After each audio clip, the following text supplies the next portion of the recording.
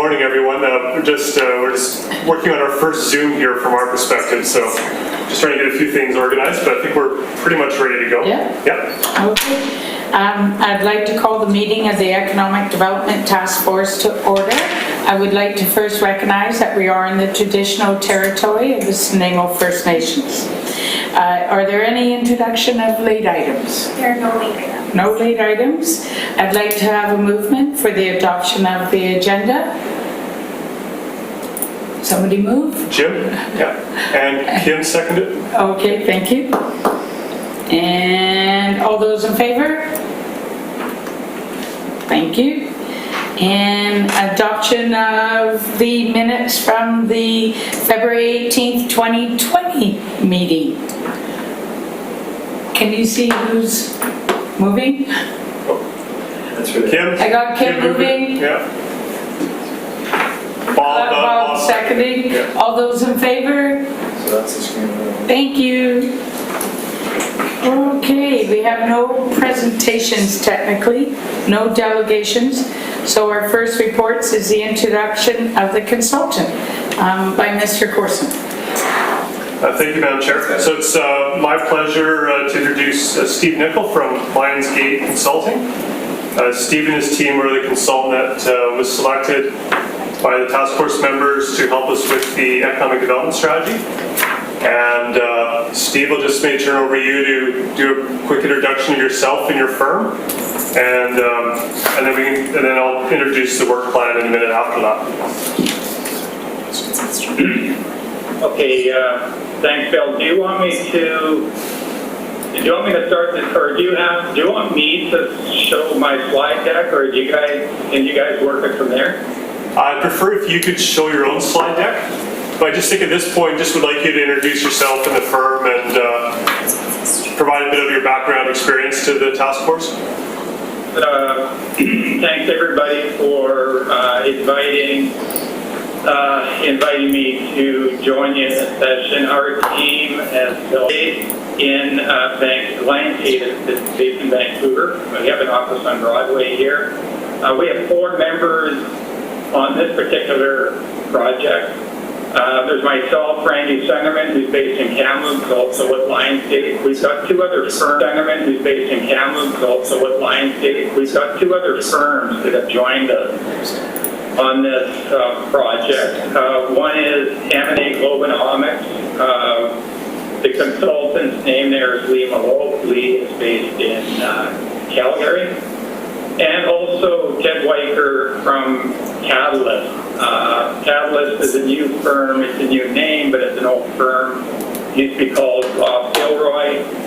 And before that, Terrence Weicker and Co. They've been around for quite a few years, over 30 years. So at Lionsgate we've been around for 25 plus years. I've been doing economic development for the last 30 years. We've worked across Canada, and we've done some international work as well in the UK. So we have a fairly diversified background that we're familiar with and that we've worked in. We specialize in economic development and also economic analysis. So we have 2 branches to our practice. And so for this project, I think that, we pulled together a very good, experienced team. We have in Lee Mallow at M&A Globonomics, we have a former economic development officer with Edmonton, Vancouver, and Richmond. So Lee has an awful lot of experience. And I think we're obviously happy to have been selected by you folks, and we look forward to working on this project. Thank you. Next on the agenda is a review of the Economic Development Strategy Work Plan, and Mr. Corson, you will be leading that. I'm just going to provide a quick introduction, Chair. Thank you. So we just prepared a quick little staff report for members of the task force, just to refresh your memory, because at our last meeting, pre-COVID, you had sent us off to select the consultant team. We did that. So the report just lays out the process we went through, that we had the we had a good return on submissions for the strategy. Obviously, we selected Lionsgate. We've attached the work plan for Lionsgate, so you can have that in your agenda package today. And Steve is going to take us through the work plan so you get an understanding of the work that his team will be leading us through over the next 4 months, I'd assume. So Steve, do you want to take us through the work plan, please?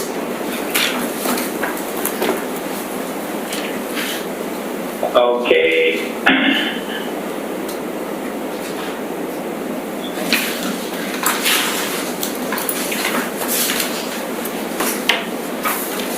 Just trying to share my screen here. I'm not sure if it...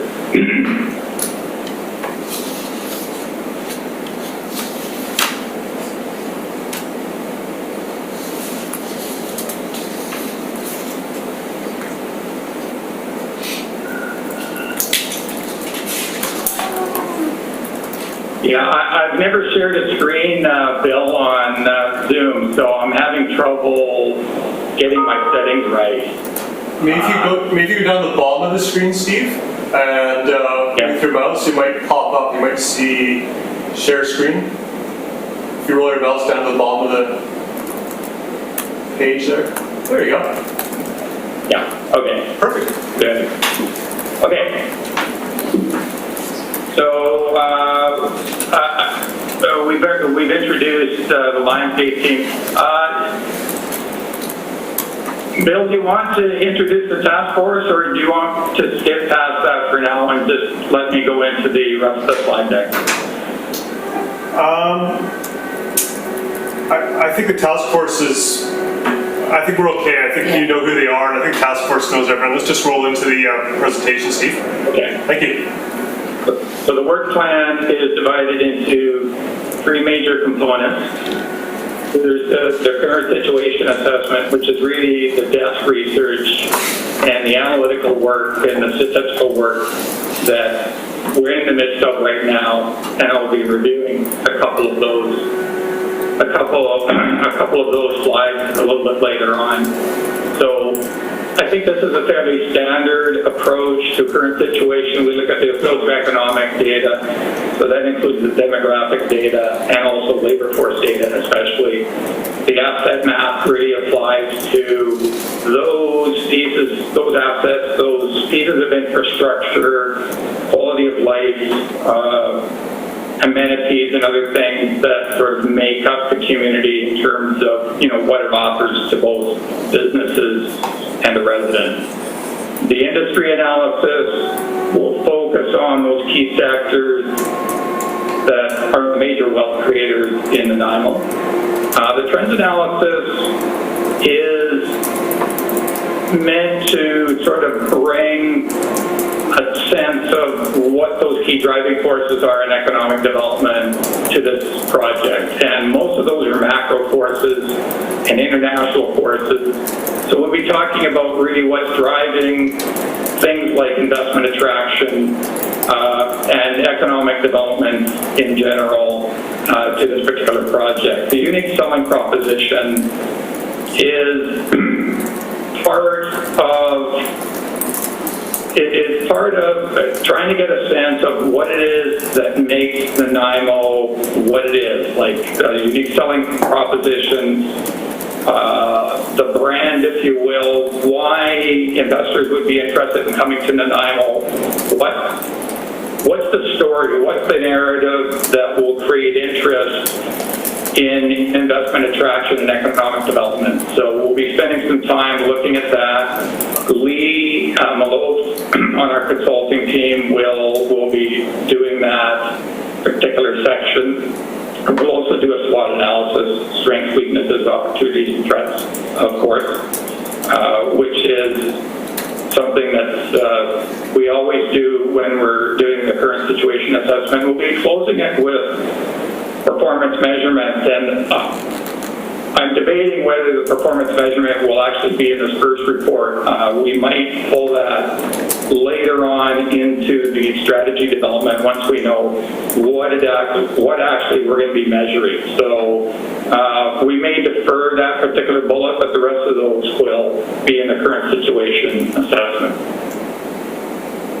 The next phase, once we've done that current situation assessment, we filed the report with you. You'll obviously have a chance to review that. Then we are going to be getting into the engagement process.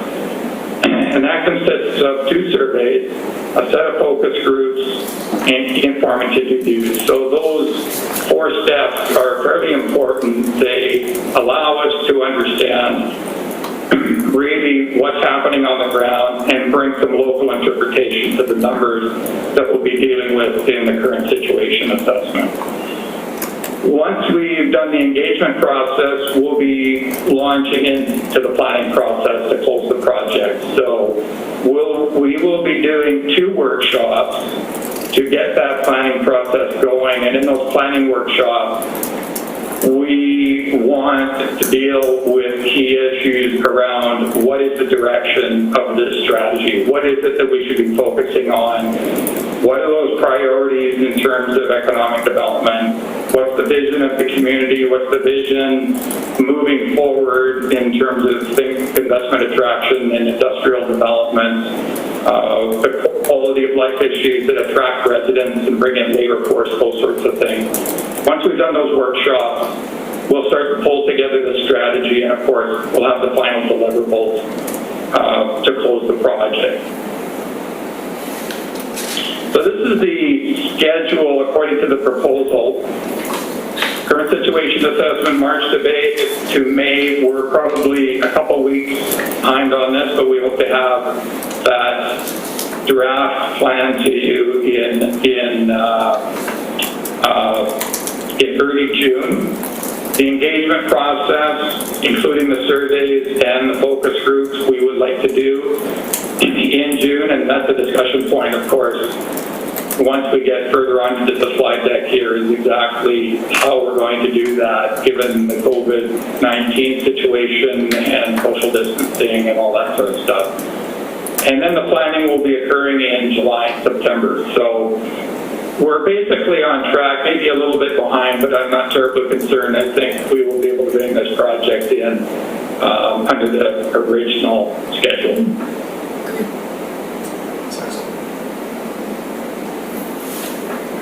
So I'm going to take 5 minutes here to talk about some of the initial findings. This is very high level. It's a warm-up, if you will. There's not a lot of detail here. That's still being fleshed out as we pull the research together. So I thought I would just hit the high notes here. Population growth, 29% since 2001. That's higher than the BC growth rate of 24%. There's very few communities in the province that have a growth rate that exceeds the provincial growth rate, which, as you can all appreciate, is dominated by the Lower Mainland. So that's pretty impressive.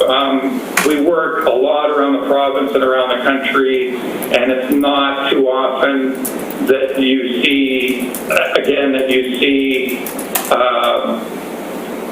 cities outside the major metropolitan areas exceeding the provincial growth rate. So I think that's something that's interesting. Moving forward, BC stats project a 20% growth rate to 2041. That's a little bit behind the overall provincial growth rate, but that's still another 23,000 people. So that has major implications for the economy and for the city moving forward.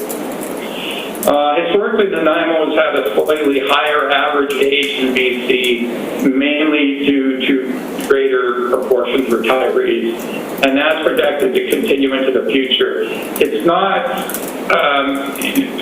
we shouldn't look at it as a retirement community. It's certainly only a few years above the provincial average, and it's certainly not similar to places like Parkville, Qualicum, and some places in the Okanagan who have a very high average age. We're only slightly above the BC average.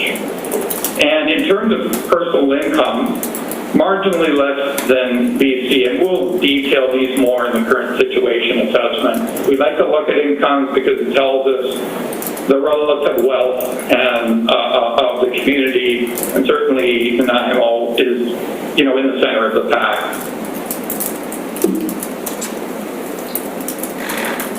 So some of the initial findings on labor force.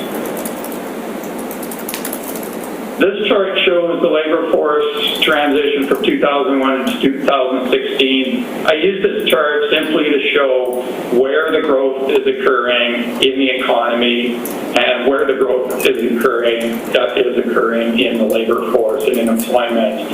And really the lesson here is that the majority of growth continues to be in the service sectors. You can see that the goods producing sectors is increasingly a smaller proportion of the total workforce. That does not mean it's not important. It just means that the growth is occurring in the service sectors. And there's a couple of reasons for that we'll be exploring in the current situation assessment. One of them is just the continued introduction of technology and productivity into things like manufacturing that are keeping employment down. And it's just the fact that in the services labor force, technology and sort of that movement of jobs out of the factory floor and into other service industries is something that's happening across North America. It's happening in BC, and of course it's happening in Nanaimo. This table is a very simple top 10 look at the labor force in Nanaimo. Again, this is 2016, so this is from the labor force. You can see that all of these, except for construction, are service industries. And we've got education in here, we've got hospital and healthcare, so we've got quite a few what I would call public non-commercial services in here, but we've also got a mix of professional, technical, scientific, technical services, which is quite a big sector. It includes the legal firm, the accounting firms, research firms, various types of consultants. It tends to be quite a big economic sector, and that's the sector that's really growing moving forward. So it's good to see that it's already high up there in Nanaimo. This is a look at occupations. So the previous chart was industries. This is occupation. You can see the sales and service, trades and transport. The darker blue is the is males, and the lighter blue is females. So this is just showing the breakdown. You can see that there's quite a difference in these different industries according to gender. And I think some of them are understandable. So as you get down, if you're in trades and transport, that's heavily dominated by male employment. Natural resources and manufacturing down at the bottom, that as well. When you get to things like education, healthcare, and sales and service, tend to be more oriented towards female.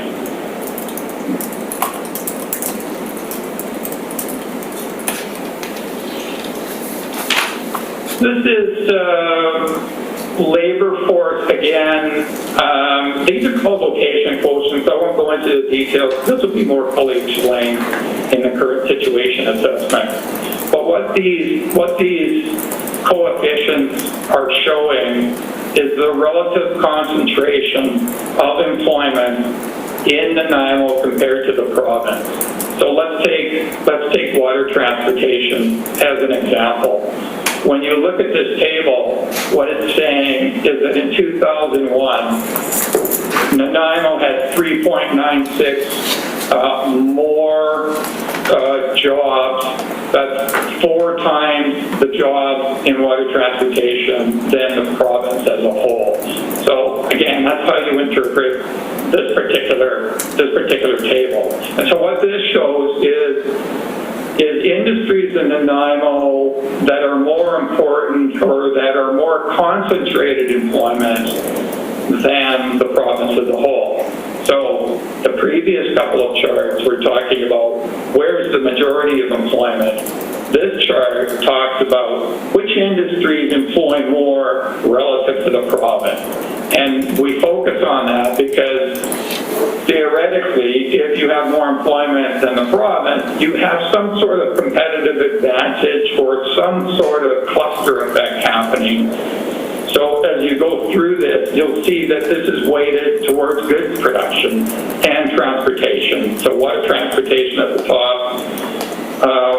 I think paper manufacturing is obvious. Then as you go down, forestry and logging, and a couple of others. And I just want to bring up the case of oil and gas, which is an anomaly here. We do not actually have oil and gas companies or employment in Nanaimo. What this is showing us is that we have Nanaimo residents who are in the oil and gas industry, and these residents are actually traveling to Alberta and northern BC, northeast BC. So the data set here is employment by place of residence. So this table is showing jobs according to residents of Nanaimo. And again, we'll be talking a little bit more about this when we publish or when we furnish the draft report for the current situation assessment. But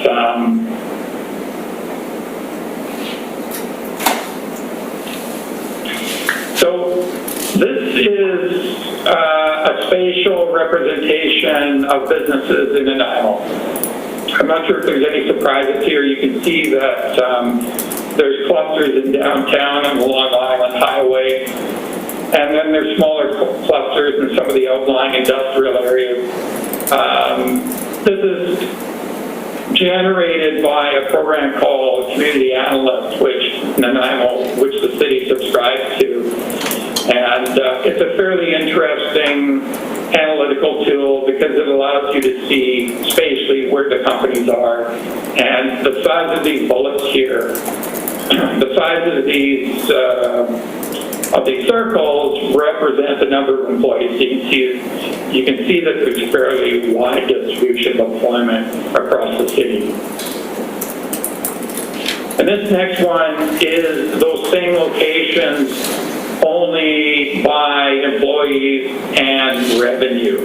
So the darker circles there represent higher revenue companies. And again, we'll be having some tables in the report that sort of break this down a bit and try to get a sense about not only where the employment is occurring in the city, but where the greatest concentrations of revenue are. And that just allows you to get a better sense of where the economic activity is happening. And it's just something to be aware of when we're talking about things like investment attraction or trying to improve the local business climate or land use planning or that sort of thing. Just some very high-level initial findings, key trends. So demographic change, I mentioned that Nanaimo has a slightly older average age than the province. That is a trend that's happening across the Western world. So whether it's Europe or whether it's North America, that's occurring everywhere. The services I mentioned, that's a macroeconomic sort of sea change type of thing that's happening. It's neither good nor bad. It's just the way that the economy is developing, especially in North America. We do have a decline in resource industries in terms of employment, but I don't want to imply that those resource industries are not important to the local economic base. They are in fact very important once you factor the jobs and the incomes together. But if you look back 30 or 40 years ago, you would see Nanaimo having at least 50% of its labor force involved in things like manufacturing and forestry, and that has declined consistently over the last 2 or 3 decades. So it's just, again, it's an overall trend that's happening around North America. Environmental and climate issues, those are factoring more and more into the economic development process and how communities position themselves to attract investment.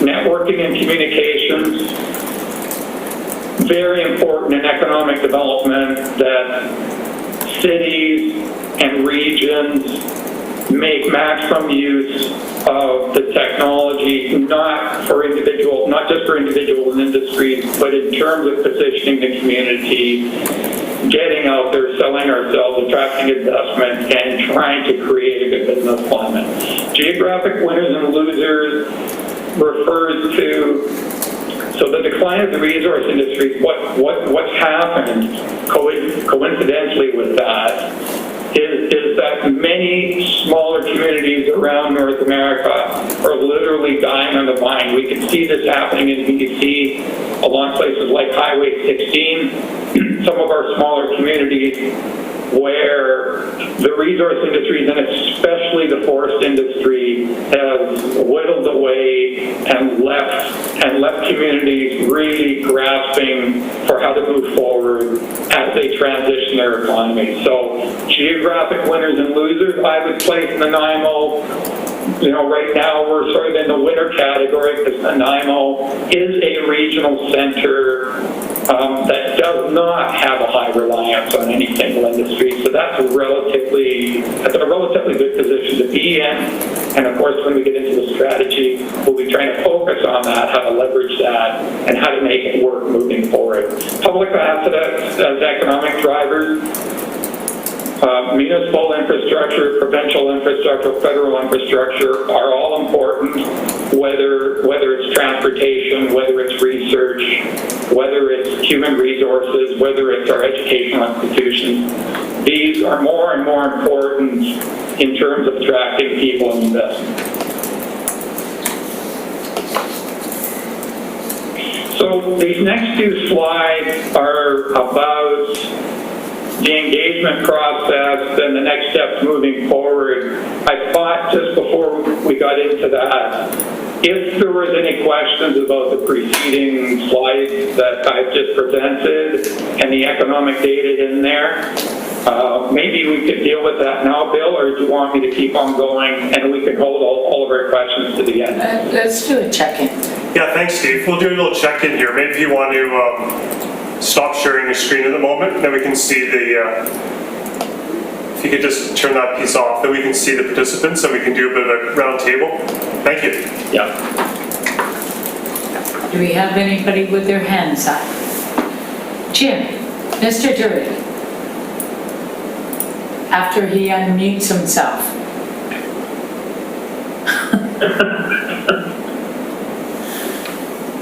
You're on mute. There we are. I'm off now, right? Okay.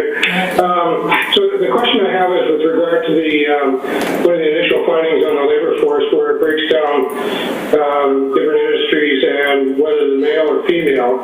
And the first item is food services and drinking places, and one down to nursing and residential. And I either don't understand the numbers or the headings are reversed. Well, so we're talking about initial findings labor force, top 10 industries by labor force? Well, yeah, it's like food services, drinking places. The female is 2,050 and male is 3,465. And then the one that really stands out are hospitals and also, where did I see trades? Construction of buildings. Right. So to me, those numbers are reversed, I would think, but I don't know. Well, so these are just ordered by the total column, basically. Yeah. So it's sorted by the total column. Yeah, I realize that, but it's the breakdown of female versus male that confuses me. Oh, I see. No, well, they just sum to the total.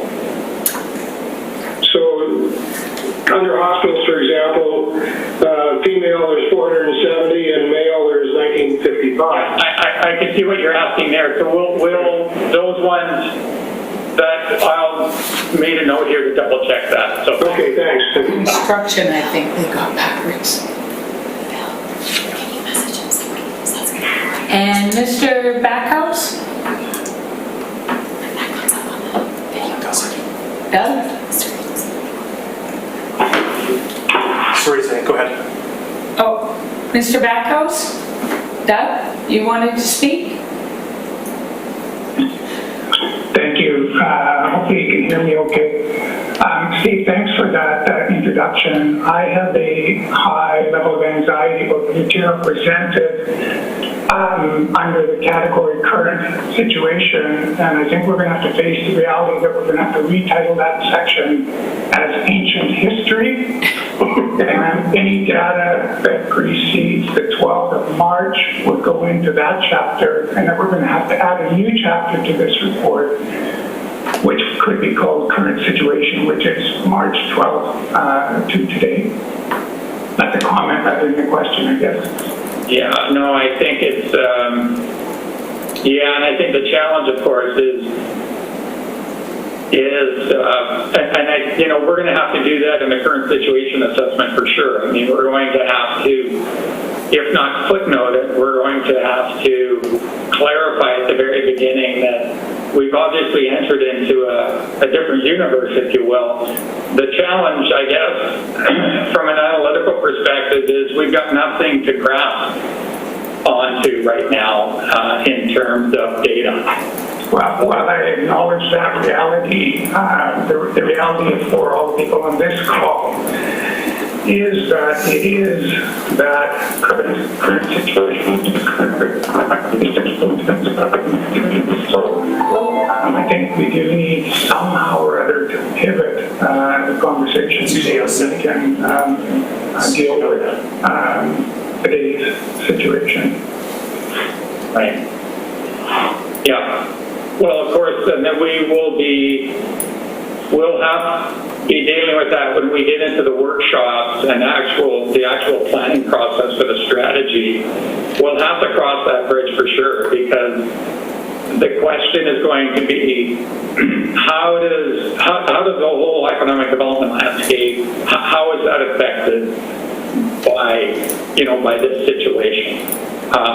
And some of the key sort of sub-questions to that are, is this a 6-month situation? Is it a 2-year situation? Is it a 5-year situation? What does it mean for some of our fundamental sectors, such as tourism, for example, which seems to be poised for a very hard hit moving forward. So we'll definitely have to deal with that when we get to the planning stage. Okay, so just to close out that thought and to take you off the spot a little bit, I'll direct this to Bill, but I think the work plan does need to pivot to recognize current situation. Whatever we can do to focus on that, I think is going to be an essential transition in the plan. Otherwise, this is going to go straight onto the shelf. I'll mute again now. Are there anybody else that would like to ask any questions at this time? Seeing no further speakers, we'll move on then. Steve? Okay.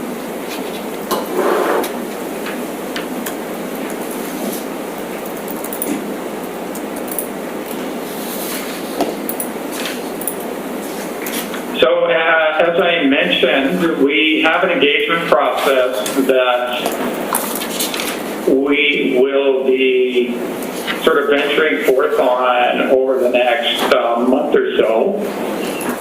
We have 2 draft surveys that we'll be getting to Bill by Friday.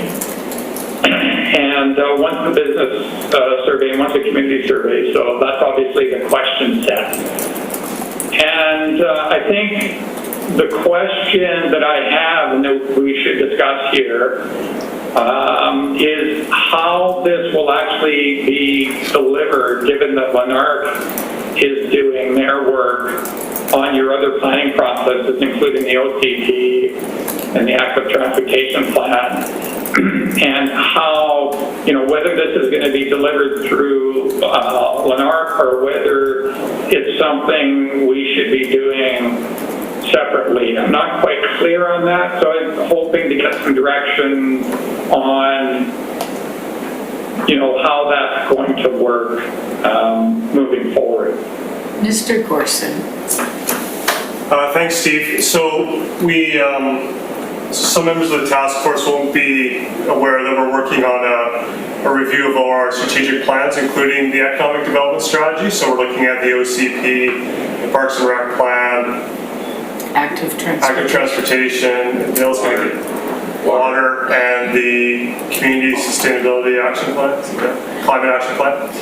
So the idea is to start consultation with the broader public on a range of topics, likely in early June. We'll be going to council on May 25th with an update on where we're at. So Steve, from our perspective, I think this is something we'd like to roll in on the community side. Certainly on the business side, maybe we could have a bit of a discussion about how we can use our existing networks to get that out. I'm sure Kim Smythe in the chamber might be a great resource for us. Maybe do we have any speakers at this time? Steve, would you be able to share the screen so we can see if people have comments? Unshare your screen, please.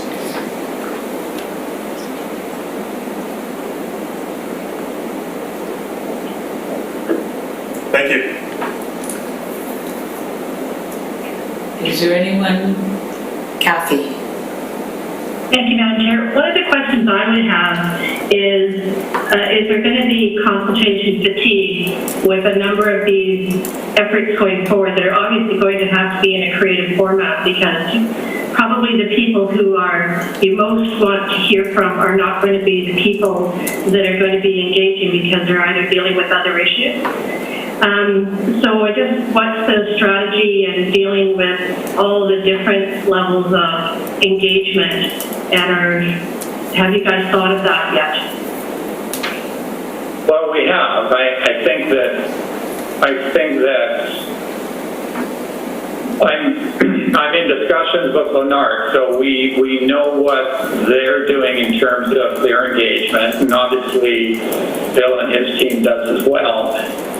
So, but we have the same concerns that we don't want to launch these surveys and sort of, like you say, not only have consultation fatigue, but perhaps have confusion out there about different, what different surveys are for. So right now, Lennart is going to be launching their survey in mid-June, which was a little bit later than what we wanted to do. But I think, Bill, for the community survey, I've been talking to Dave Reed a bit. I think we should coordinate on the community survey because it just makes sense. And I've already told him the subject areas or the topic areas that we want to get our questions in on, and so he's aware of that. And so I think that it does make eminent sense to coordinate with Lennart, at least on the community survey. Mr. Backhouse. I think he wrote it. He did. He needs to see it out. I didn't read it all. Doug, do you have a question for us? It was about engagement during the summer, I believe.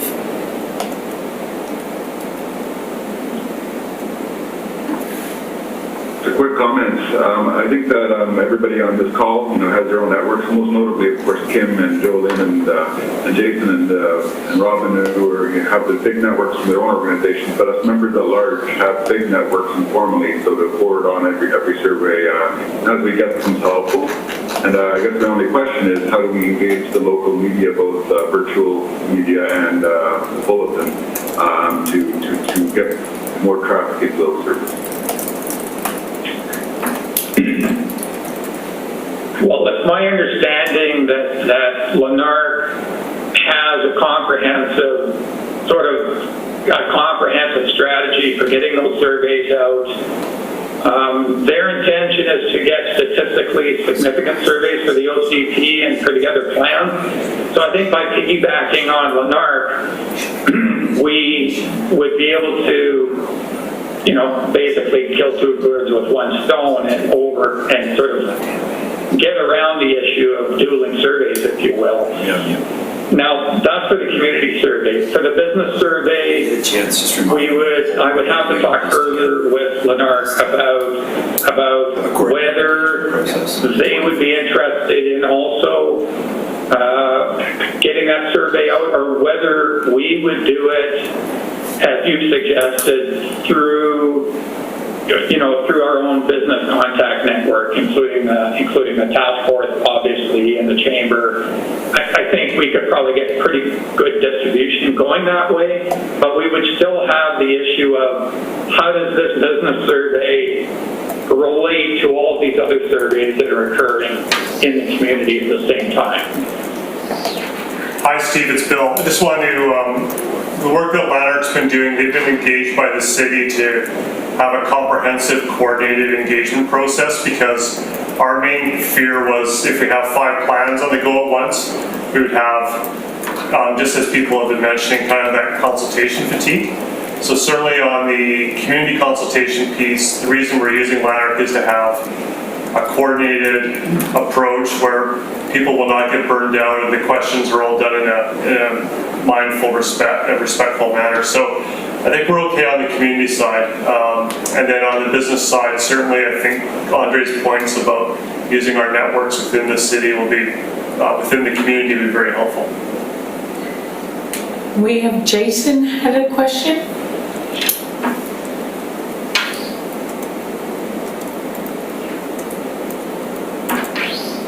We can't hear you, Jason. I think you're muted, Jason.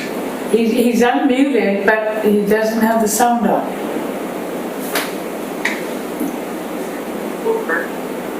Turn the volume up a bit.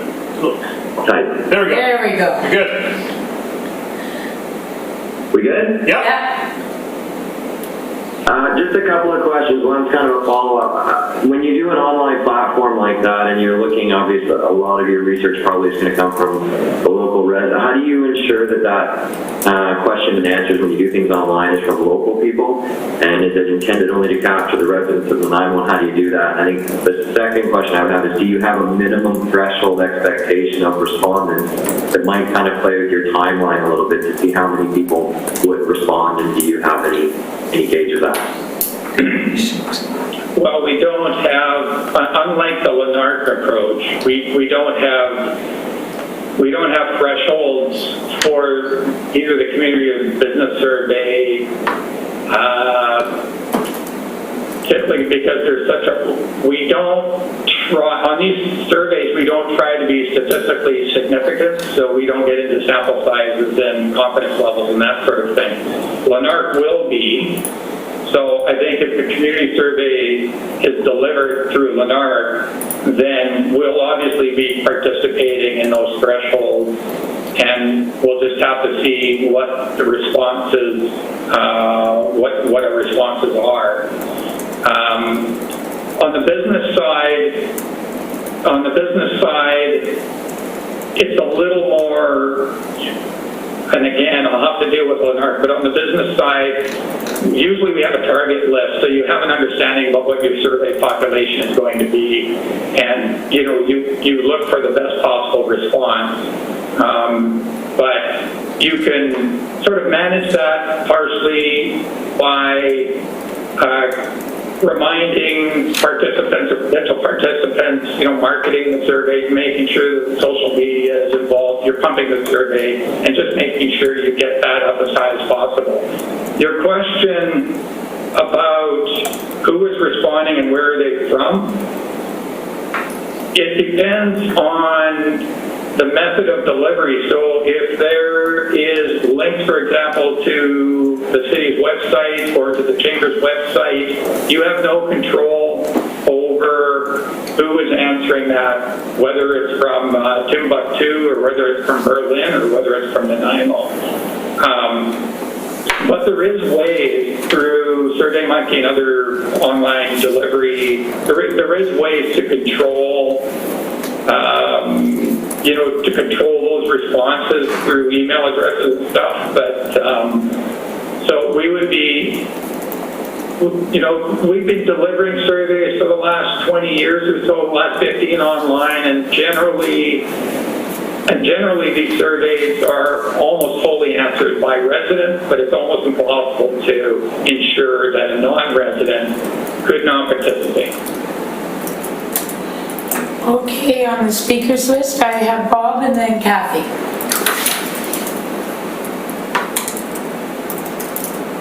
Thank you. First of all, Steve, welcome to the team. We're delighted to have you working with us, and I think those of us that had the opportunity to review proposals were impressed with the creativity that you propose to bring to the process. And to kind of look back to Doug's comments, I think we're going to need a ton of creativity going forward to come up with the right plan. I wanted to just tag on to Andre's comments, though, because around the task force table, I think you'll find you've got quite a wealth of background in terms of economic development and the factors that relate to that. Many people around the table have been at this game for more than a decade, in some cases more than 2 decades. And I didn't see in the work plan where we were going to have a chance to get together and think through the business survey before it was distributed. And I guess I would like to encourage that we do that in some fashion.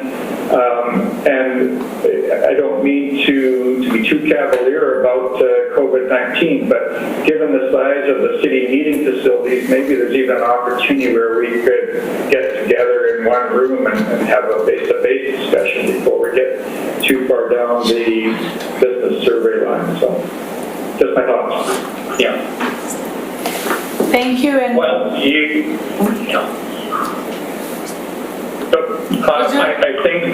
I think that you will, Bill, I'm not sure how you propose to deal with the draft surveys and who's going to review them, but, I'm amenable to the task force having a look at those. I don't see any issue with it. So, that could be part of the process. In terms of a face-to-face meeting, I think that, that's part of, I think that's one of my next slides is the focus groups. I would prefer not to do Zoom meetings. Then how do we get more engagement, not just through the focus groups, but through meetings with the task force as part of that middle engagement process? Steve, it's Bill. There's no issue with us circulating the survey to the task force. We're very happy to do that. The more eyes we get on it, the better. So we're happy to do that. just before we move on to Kathy, I believe Amrit wanted to make a comment. Amrit? Hi, yes, thank you very much. Just on the topic of surveys, I wanted to mention that we have a robust business license database, so this can certainly be very helpful in generating lists that are based on civic sectors, civic sizes of businesses, even by their revenues. So, I mean, it's endless how we can dissect this data and make sure that we target really an array of businesses and not just the people that are easy to reach. So I think it's really important that we do get comments from smaller businesses, surveys from larger businesses, also to make sure that we get different sector representation and not just a specific sector. We have the ability to be able to do that and put together those lists. I can certainly work on that and do that. And one of the ways that we can get the message out is perhaps through our communications department. Often we do lots of press releases, so we could get that word out there through the social media channels as well. So it's just another way to say, hey, the city is doing this. We would really appreciate your feedback. I want to hear from you. This is important for the city's economic future.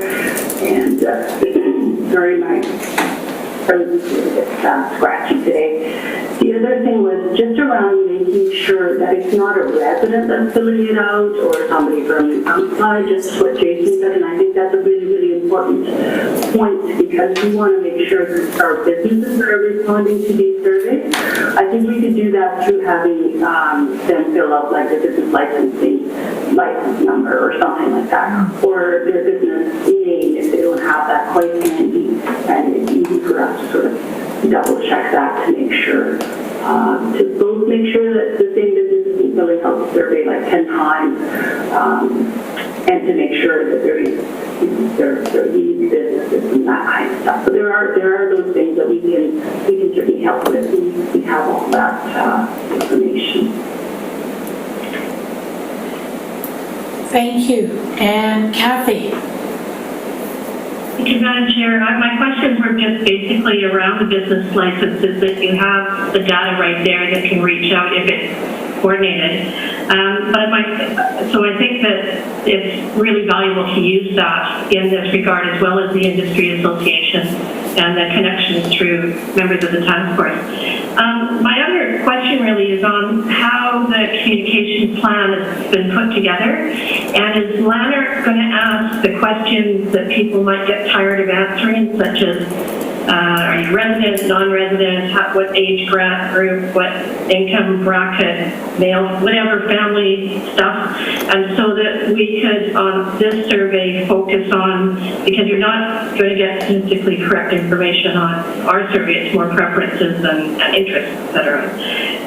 So that stuff was left out, and the statistically correct information with a small, maybe I guess a smaller section happens through the Lanark one. How has that been strategized yet? Well, I think that what I'm hearing is that we should, the community survey, which is meant to go to residents, and so the community survey will be asking sort of economic development type questions, but they're being posed to residents. And it sounds to me like we should coordinate that with Lanark and let them deliver it, and then we would get the statistics back and work those numbers. In those surveys, they always include demographic questions because it allows you to cross-tab. It allows you to cross-tab the results. So I think that's more of a general question for Lanark about, whether you should ask demographic questions, but they're almost always included in surveys for important reasons, because it basically tells you who's answering the survey. The other half of this is the business survey, and it sounds to me like the preference of the task force, and Amrit, just following up on your previous comment, is to distribute that, not to go through Lanark and the other processes, but to do that business survey on our own through the network and the connections and business licenses and the chamber members, etc., that we could put together fairly easily. In the business survey, we wouldn't be asking demographic questions. We would be asking similar types of questions in terms of what industry, what's your company name, what's your industry, what sector are you involved in, etc. And again, that allows us, what neighborhood or what node are you located in, those sorts of things. Of course, you'll have a chance to see the draft and comments on that. But again, it allows us to cross-tab the results. Hopefully I'm making sense there on these two surveys, which appears to me that we're going to deliver under different mechanisms. Thank you. I don't see anybody else unless Mr. Backhouse had a question earlier about engagement during the summer. I'm not sure if those questions have been answered. If Doug wants to speak, no? We'll move on then. Doug, did you want to say anything? Nope? Okay. Okay. So Steve, I think if you want to roll on with the rest of your slides.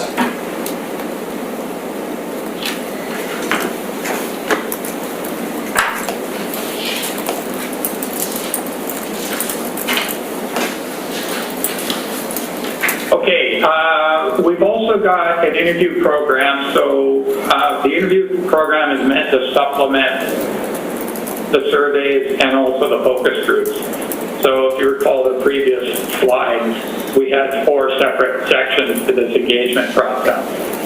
And what we need to do here is, and the interviews are not, the way we do interviews, it's not highly structured in terms we have a set of questions.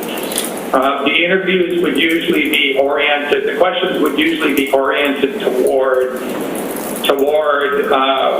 you know, the expertise of the person we're interviewing, the sector that they're involved in, the initiatives that they've been involved in. So it tends to be fairly informal, and it also tends to be, those questions tend to be informed by what we've dealt with in the focus groups, where we see some gaps, where we can't maybe understand some of the economic data.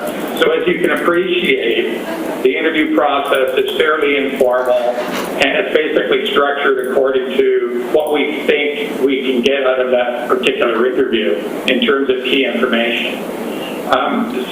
But what we need definitely is a master contact list for that interview program and for the focus group recruitment. And what we need is, we need a list of at least 100 contacts. And I'm hoping we can talk a little bit about where that would come from.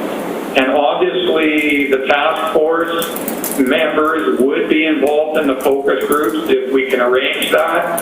They would also be involved in the interview process if they're available. So the task force itself is the start of this list, if you will. But we need to develop a master contact list with emails and phone numbers so that we can begin to think about recruitment for both the focus groups and for our interviews. Mr. Corson, was there any comments to that, or?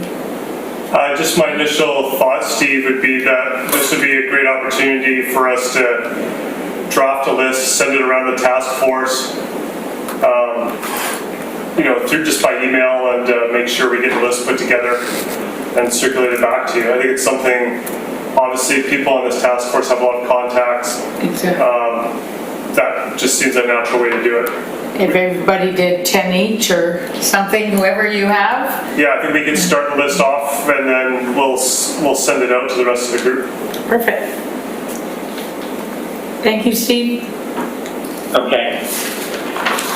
So, Bill, I think we would need, you know, I think that's an important next step for us. So the sooner we have that, the sooner we can start talking about arranging the focus groups.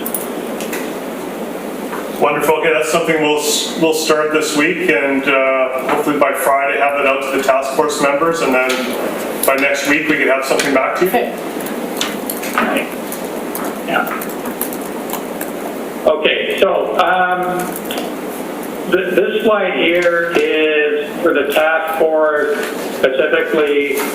I'm looking for volunteers here. So I mentioned that Lee Mallow, who was one of our team members, is going to be looking at the unique selling proposition of the city. So what makes it special? What would attract investment here? What's important? What's not important? What's the narrative? What's the story about the community? How do we sell ourselves? Those sorts of questions. And I've told Lee that I would like her, even though this particular research step is poring over the data, the information, I think we need to touch base with people who know the city really well and what it's all about, to participate in some interviews. Again, these would be fairly informal. But I would like to provide Lee with a list of contacts. I don't have a particular number in mind, but anybody on the task force who would be willing to talk with Lee about this particular issue. Volunteer. Steve, it's Bill. I actually think she should speak to every member of the task force. Yeah. And Zenny's offered to volunteer.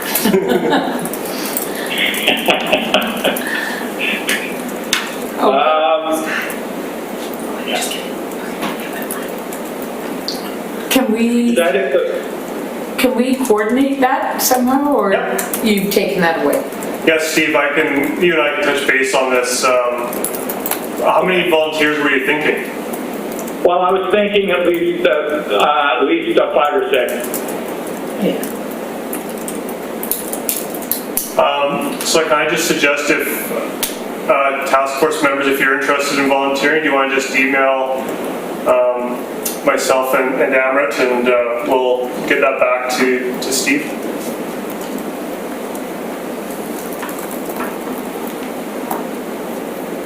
Robin's in. Robin's in, okay, good. Okay, I think we can move. Oh, Jason's in. Okay, maybe you don't need to email us, just tell us right now.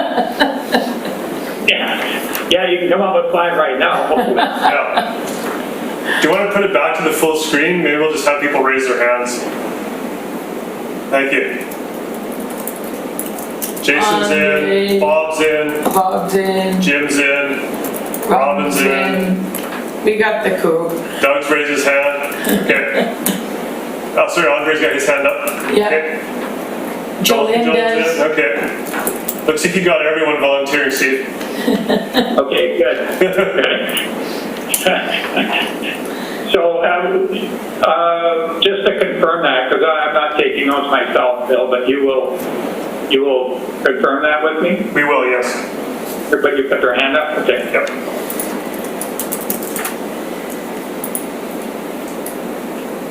Okay, I just want to move on to the focus groups here now. These focus groups, so the master list will be, that I talked about previously, that we're going to be putting together, we'll be using that to recruit the sessions here. And, if we go with 6 and 6, I mean, we're closing in on 40 to 50 participants in the focus groups. And it's my extreme preference that this not be done through Zoom, but that we do it face-to-face and somehow comply with the social distancing recommendations from the governments as they may be at the time of date of this. But if we're amenable to that, then I guess the question, Bill, is where, when do we have the focus groups, and what is the task force's recommendations for themes? And so when I say themes on focus groups, what we like to do is not just have a general wide open group, but have a particular theme. It could be an economic sector. It could be something like downtown. It could be a demographic group such as, youth or seniors. It could be, you can slice and dice this any number of ways. Typically, what we would do is our sector theme in the focus groups. But that can be, sort of widely interpreted. I mean, you did a home-based business study 2 years ago that was kind of interesting. Maybe that's the target here. I don't know.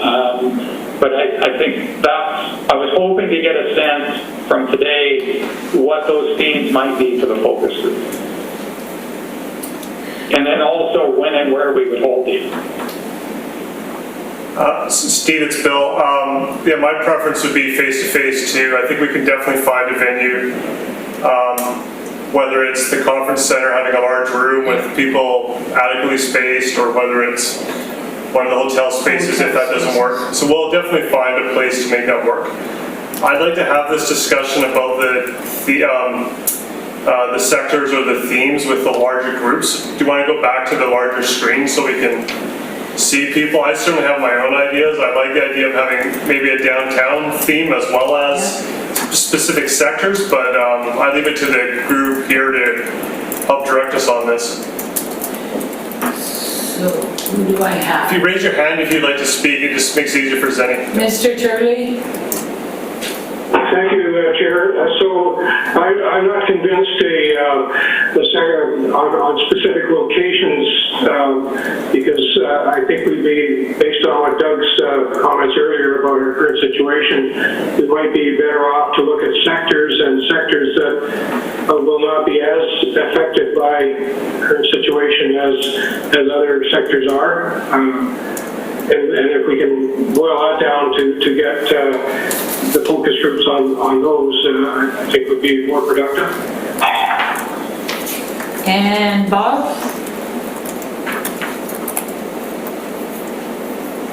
Two comments. First one, in terms of structuring the focus groups, it seems to me that Alan Nielsen did some great work around this, and I'm hoping that work would be shared with Steve, and maybe even the list of participants in those focus groups.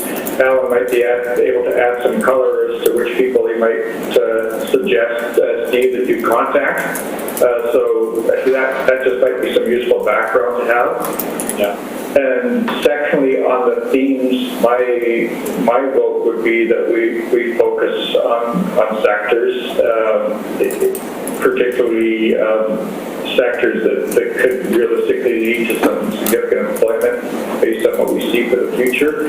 And I think light industrial would certainly have to be prominent on that list. Okay. Thank you. Is there anybody else who would like to add?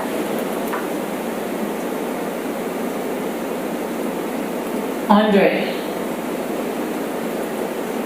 You're on mute. There we go. So I'm in agreement with the sector-based approach. I think construction, professional services, tourism, for obvious reasons in this climate, should probably be addressed. But my question is governments and how they get their input. So whether it's the local MPs, MLAs, city councillors, or members of the Tenango First Nation, at what point do they get their input into this plan? Well, they can certainly be included. I mean, it's up to you guys, really, in terms of that contact list and who we recruit. I mean, obviously, the priority is getting the maximum sort of local input that we're going to be able to use to develop a strategy.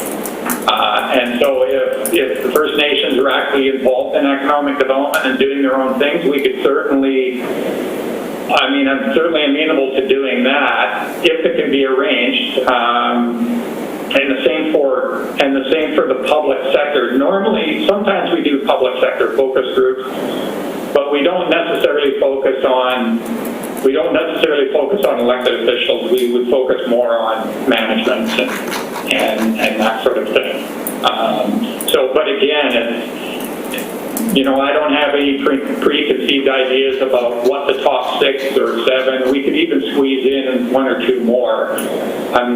We're not absolutely wedded to the 6. We're going to be over there for 2 days anyway, and there's going to be 2 of us there, so we could probably squeeze in a couple more. But it would definitely be good if we could come up with a draft list, I guess. And Bill, I guess I could start the list. We've already had a few suggestions here from Andre about, what he would like to see. So we could start a draft list, get it around, and then just take recommendations from the task force as to, what the top ones would be. Steve, you're referring to the sectors? Yeah. Yeah, I'd hope that, I guess one of my hopes of this assignment too was that through your research, you might be able to unearth or identify some sectors that maybe we're not aware of that actually exist here, through the analysis you do. Or some that are emerging, if you're looking at some of your macro trends, maybe there's some sectors here that have huge potential that we're not necessarily that we're focusing on. Maybe we're barking up the wrong tree in a few areas. So I'd like to get I think there's definitely some areas. I know certainly the idea of the light industrial logistics, warehousing is really important. I think construction is too. Tourism's important. If there's other areas that you can give us some direction on, we'd appreciate that. Okay, I've got Kathy and Erlen. Did I see you put up your hand or not? I got Kathy anyways. Okay. Thank you. I'm Jolene. Okay, Kathy. Thank you, Madam Chair. I do agree with the sectoral approach, and definitely we need to engage the First Nations, as was discussed at previous meetings of the task force. But I'm kind of on the road. What Bill is asking is, how do we peek around the corner? How do we look, because we're going to get sectoral perspective on what's happened and what those sectors feel is going to be needed in the future. But how do we engage the new and emerging areas of business that are either going to be dealing with younger populations, more or groups that are going to be, migratory, not necessarily people, but businesses that are going to be migratory. And I would be quite concerned that's been brought up is the impact of this whole COVID effect on our local business and, of course, right across the country and around the world.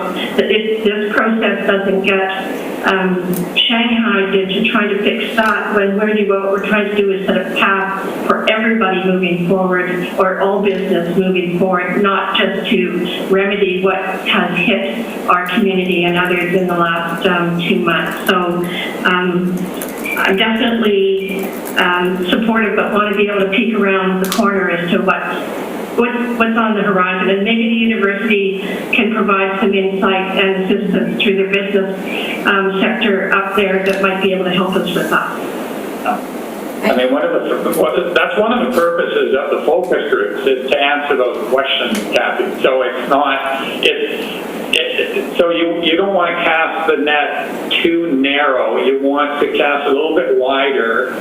So general economic sectors tend to be preferred because you can always identify opportunities and clusters, deeper down within those sectors. So whether it's tourism or transportation or warehousing, which are two obvious ones.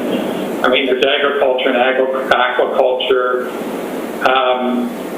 There's obviously manufacturing. That's a major wealth creator in the community. Where does that fit into this? So, but when you get into each of those, one of the lines of inquiry in the focus groups is, are there opportunities, are there clusters that we should be aware of, maybe not entirely evident with just the numbers themselves? Thank you. And Jolene? Two areas that come to mind for me is green, clean tech is something maybe that if there's an opportunity to look towards that, and there are some companies that are doing that in our area, and how we could maybe grow upon that.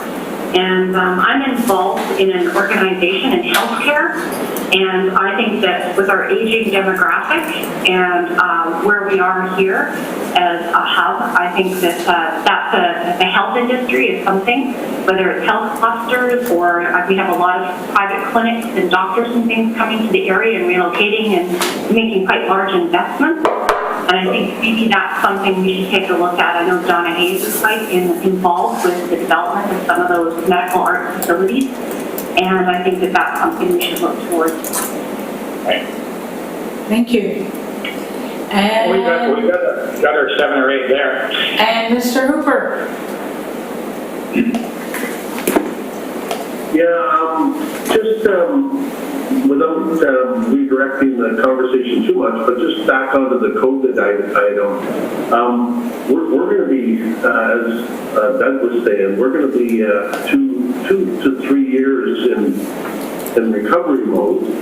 In the aviation business, we're probably going to be in the lag, because in order to have the business really take off, not only our area, but each province, each country, each continent of the world has to be on the same page. So especially the international travel, leisure travel and business is going to be a bit of a lag. And I'm just wondering how we're going to capture that in a way that makes the outcome of the report useful over a period of time. Yeah. So one of the things that we could do, and I've been thinking about this a little bit, is in the work plan, we've got the 2 workshops happening at the beginning of the planning process. And one of the things we've done in the past, we didn't propose it here, but we could certainly flip things around to introduce it. And the planning folks like Lennart tend to use this technique a little bit more. But that first workshop, rather than it being a pure visioning workshop, we could go in and do what they call scenario analysis, where you're actually laying down different futures, proposing a set of futures, not too many, maybe 3 or 4 different futures, that you could draw a picture around this pandemic and other things, the economic consequences of this and that. And what you do is that scenario analysis then becomes a bit of a baseline for when you go into the next phase is, okay, what are we going to do in terms of our economic development? Are these relevant for all these different scenarios? Are they not relevant? Which ones have the least amount of risk given these different futures? What has the most amount of risk? And you know, so it's well, I call it scenario planning, where the future is very uncertain, but you incorporate that into the workshop planning process, so that the participants understand that the future is highly uncertain, but it has significant implications for what it is that we're going to propose in the strategy.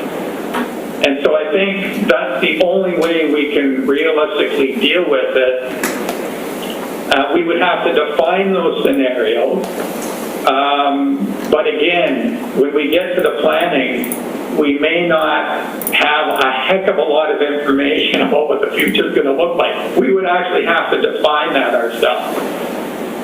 Thank you. So I think we can definitely reorientate those workshops to deal with the COVID thing and what the next, because most economic development strategies are 3 to 5 years.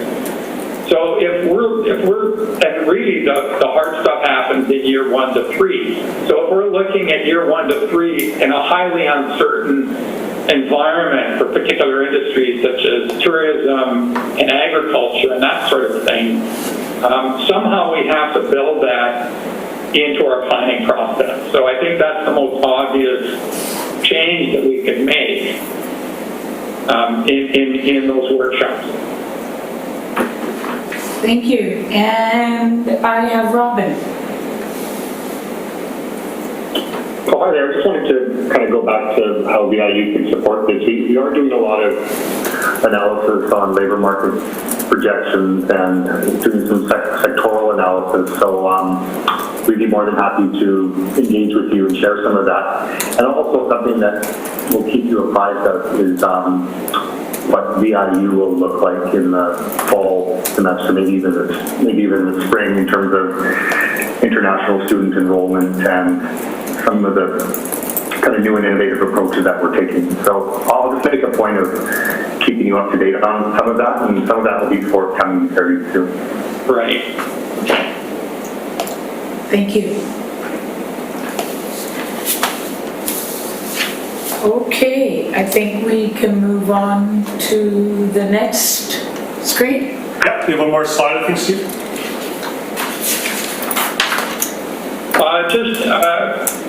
Bill, do you want to discuss timing right now, or do you want to deal with that later? I'm just wondering about whether we should, like the focus group, I'm thinking would happen in June. Do we need to discuss, dates, or is it too soon for that? I think we need to work on logistics. Yeah, let us figure out the logistics to see where we can hold it. Assuming we can, and then we'll come back with some dates to you, Steve, and then deliver those back to the task force. Okay. Yeah. Okay, so this is the closing slide basically. So volunteers, we got the volunteers, thanks very much. The master list, the focus group we just talked about, the surveys launch. So that will be, I will get the draft surveys to you by the end of the week. And that will be reviewed by the task force. And we'll continue to proceed toward the draft current situation assessment. Robin, hopefully whatever information you have and you can get to us, that would be great. If we could build it into the report, even better. So look forward to, I guess if you contact Bill, it'll eventually get through to me. But as soon as you have anything, I would be very interested in seeing what you have on that. Okay, I'll connect you guys to our associate dean of the Faculty of Management as well.